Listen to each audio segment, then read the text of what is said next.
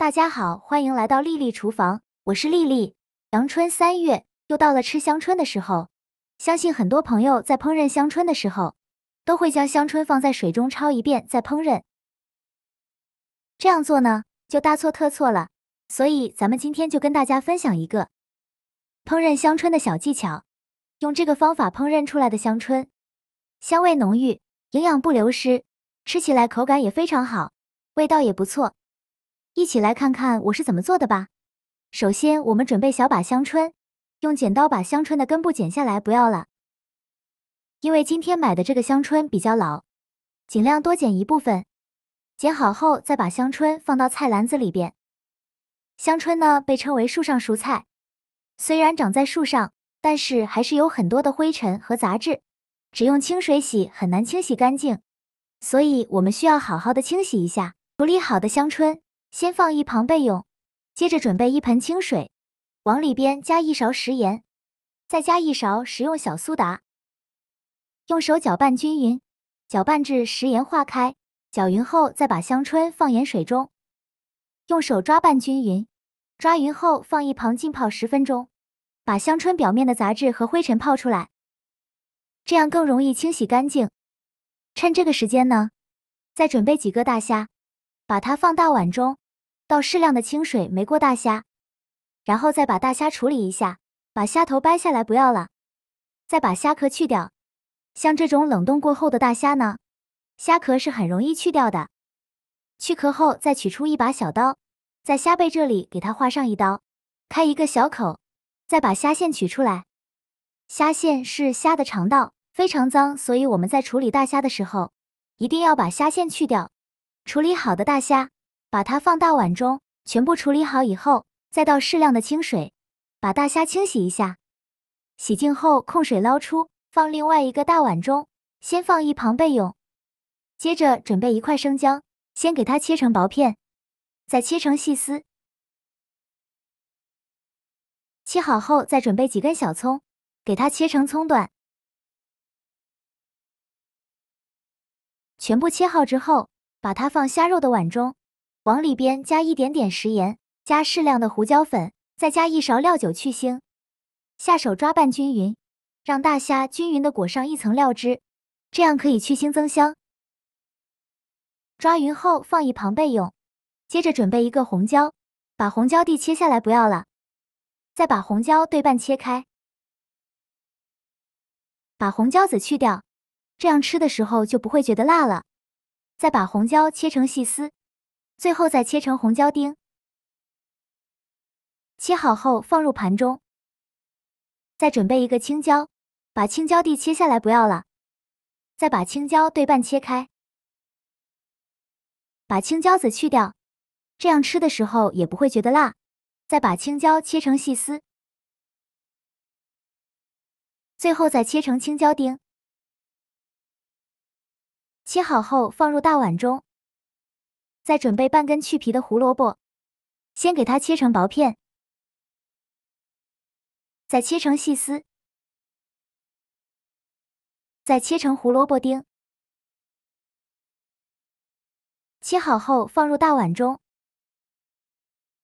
现在我们的虾肉腌得差不多了，把虾肉取出来，把表面的葱姜给它撇干净，再把虾肉放到案板上，先给它切成小块。切好后再用刀剁一剁，给它剁得碎一些，也不用剁得太碎，像视频中这样的颗粒感就可以。剁好后放大碗中，先放一旁备用。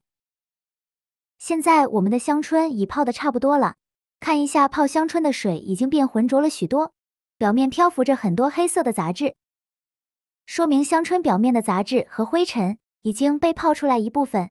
现在再来把香椿好好的清洗一下，一根一根的清洗，特别是叶片上会有很多的虫卵，一定要清洗的仔细一些。这里加小苏打呢，小苏打属于碱性物质，有很强的去污能力，能把香椿清洗得更加干净。清洗一遍之后控水捞出，再放另外一盆清水中，给它多清洗几遍，直到把清洗的水变得清澈为止。洗净后控水捞出，放另外一个大盆中，很多人到这一步都喜欢把香春焯水。香春焯水确实会去除香春里面的一些有害物质，让我们吃起来更放心。但是香春焯水容易造成营养成分的流失，使它的口感变得不好。最正确的做法就是往里边倒入100度的开水，均匀的淋在香春上，这样同样可以去除香春里面的有害物质，而且还可以保留香春的营养，让营养不流失，吃起来口感更加的脆嫩好吃。用筷子搅拌一下，让香春受热均匀，给它烫30秒左右。烫软后再用筷子夹出来，迅速放凉水中过凉，这样香春的颜色会更加翠绿。放凉后再把香春控水捞出，用力挤干香春的水分，再把挤干水分的香春放到案板上，给它切碎，尽量切得碎一些。切好后再用刀剁一剁，给它剁得碎一些，最后剁成这样的颗粒感就可以。再把桃放入胡萝卜丁的碗中，再加入一些煮熟的玉米和豌豆米，再打入2颗鸡蛋。现在来调一下味，加1勺食盐，其他的任何调味料都不用放。戴上一次性的手套，给它抓拌均匀，让所有食材充分的混合在一起。我每天都在用心的教做菜。这个视频麻烦您帮忙点个免费的小红心，下次不会做还能找到我。非常感谢大家的支持。搅拌均匀后，再加入100克普通面粉，继续用筷子搅拌均匀，顺着一个方向搅拌，尽量多搅拌一会，最后搅拌成粘稠的菜糊就可以了。给它放一旁备用。电饼铛提前预热，倒少许食用油，用刷子刷均匀，底部和锅盖都刷上食用油，防止粘连。然后放一旁备用，接着再戴上一次性的手套，抹少许食用油，抓一小把蔬菜面团，大约有50克左右，用手给它团圆，团圆后再给它轻轻按扁，给它按成一个小饼的形状。按好后再给它稍微整理一下，像这样一个小饼就做好了。把它放入锅中，剩下的菜糊用同样的方法，这给它做成样的小饼，依次放入锅中，中间要留些空隙，防止粘连在一起。全部放进来以后，在表面再刷一层食用油，锁住小饼的水分，这样烙出来的小饼呢，会更加的柔软好吃。每个小饼都给它刷上一层食用油，全部刷好后，再盖上盖子，开上下火烙1分钟，把饼烙至定型。1分钟后打开盖子，现在的小饼已经定型了，再用铲子翻一下面，每一个小饼都翻面。全部翻好面以后，再盖上盖子烙1分钟，把另外一面烙至金黄。1分钟后，再打开盖子，再给它翻一面，每一个小饼都翻面。全部翻好面以后，两面烙至金黄，像这样再倒少许的清水，没过小饼的1/3处，再盖上盖子焖1分钟，把汤汁收干，把小饼焖熟。听到锅中发出滋滋滋的声音的时候，说明汤汁已经收干了。再打开盖子，再给它翻一下面，每一个小饼都翻面，直到把饼两面烙至金黄，像这样就可以出锅了。再把它盛出来放入盘中，像我这样转着圈的摆放。像这样非常好吃的香煎香椿小饼就做好了。啊，好香啊！浓浓的韭菜香味扑鼻而来。